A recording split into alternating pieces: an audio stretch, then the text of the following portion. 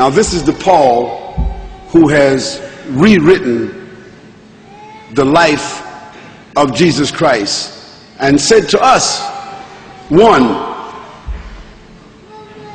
Jesus said, I came not to change and alter the law. Whose law? The law of Moses. Not one jot, nor one tittle, till heaven and earth shall pass away. No one must change or alter the law. For anyone that does so is the least in the sight of God. That's what Jesus said. Now Paul said he came with a new covenant. Paul said he came with a New Testament. Paul said he came to the Gentiles, and that they no longer had to, those that followed Paul, they no longer had to observe the law of Moses. What was the law of Moses? The 10 Commandments. They no longer had to. They could eat pig's meat. The Jewish people today, following the law of Moses, they can't eat pig's meat. So how could Paul change that law and tell them they could eat pig's meat? Paul said they didn't have to circumcise. All Muslims, all Jews, all of those that follow the prophets are circumcised.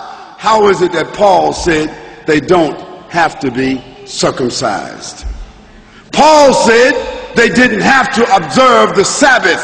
Now the Sabbath is one of the commandments, one of the 10 commandments. And Jesus said, when they asked him about, Jesus said, do you know which is the greatest of all the commandments? What commandments was he talking about? He's talking about the commandments of Moses. He said, do you know which is the greatest commandment?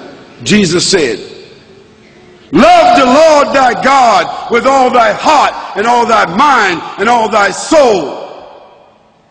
This is what Jesus said was the first of the commandments. Because that commandment from Moses was, hear ye, O Israel, the Lord thy God is one, and thou shalt not worship anyone except the Lord thy God, and thou shalt not bow down to any graven images in the heavens or in the earth or in the sea below.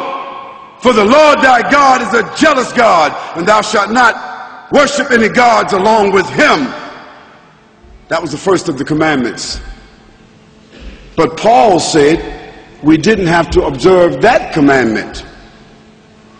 And it was through the epistles of Paul that Constantine later on, 300 years later, he decided to reconcile this new Jesus at the Council of Nicaea.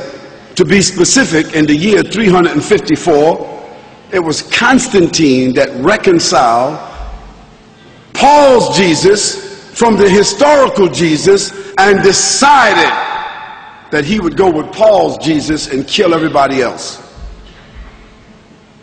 And that's where the Trinity was born. That's where the incarnate God was born.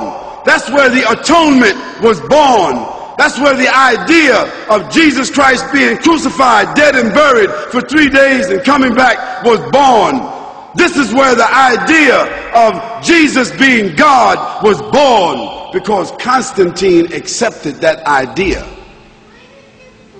Because Constantine had already deified his father as Sol Invictus. And that's how December the 25th became the birthday of Jesus, although Jesus could not have been born December 25th, because that would have been the winter in Lebanon. And anyone here that is from Lebanon will tell you September the 25th is probably snow in the ground. So why would they have a baby in the manger when there's snow on the ground? But that was the date of the Sol Invictus. And that's when they changed the Sabbath from Saturday, from Yom al-Sabt. Yom al-Sabt. All the Arabs in this room know Yom al-Sabt, the Sabbath, is Saturday. So how did the day of worship for the Christians become Sunday? Because that was the day of the worshiping of the sun. And that's the day that Constantine worshiped. And that's where they took the name of Jesus and changed the Sabbath and made it into Sunday. And Moon Day, Monday. And Tuesday, another god. And Wednesday, another god. And Four's Day, another god. And Friar's Day, another god. All gods of the Romans and the Greeks. What did that have to do with Jesus Christ? Absolutely nothing.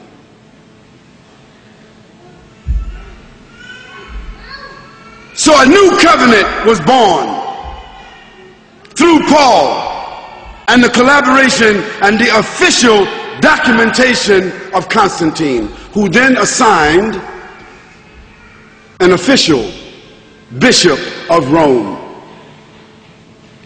That bishop of Rome became the official pontiff of the Catholic Church. And so today, that's why the Pope is called the pontiff. He's called the shadow of God on earth. Whose shadow? Whose God? The God of Paul, the God of Constantine. Certainly not the God of Jesus. Now Paul, through his writings, set up a nefarious situation that virtually stamped out, wiped out, imprisoned, tortured, killed, eliminated all of the Unitarians, because those that followed Jesus Christ were called Unitarians. That means they were subscribing to one God. And what happened to the Unitarians? They were thrown to the lions. They were thrown to the lions until they were gradually eliminated. Then Constantine made Christianity the official religion. Why? Because he made a distinction between the Nazarenes and the Christians. If you were Christian, you were cool. If you were Christian, you were official. If you were Christian, you could be assimilated. If you were Christian, you were Constantized. If you were acceptable, if you embraced the Pauline doctrine, then you became a Christian. And Christian then became an antithesis of the Nazarenes. It also became an antithesis of the life and the message of the historical Jesus. This new evolution, this new faith system, officially adopted by Constantine, the Roman emperor, the establishment of the Church of Rome, and the subsequent Christology that has developed. I said Christology. Now, what is Christology? Christology is the scientific, systematic dramatization and mythological replacement of the historical Jesus. That's what Christology is.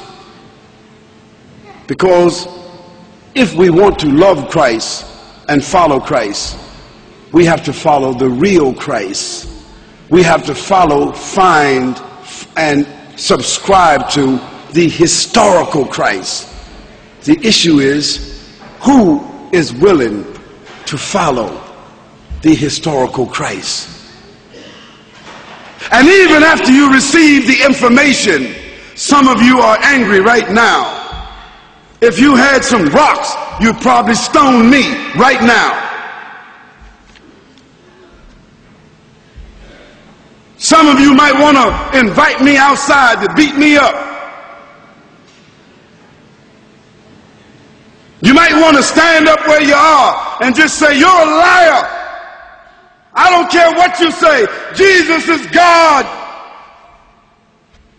And you're going to continue saying that because change is difficult.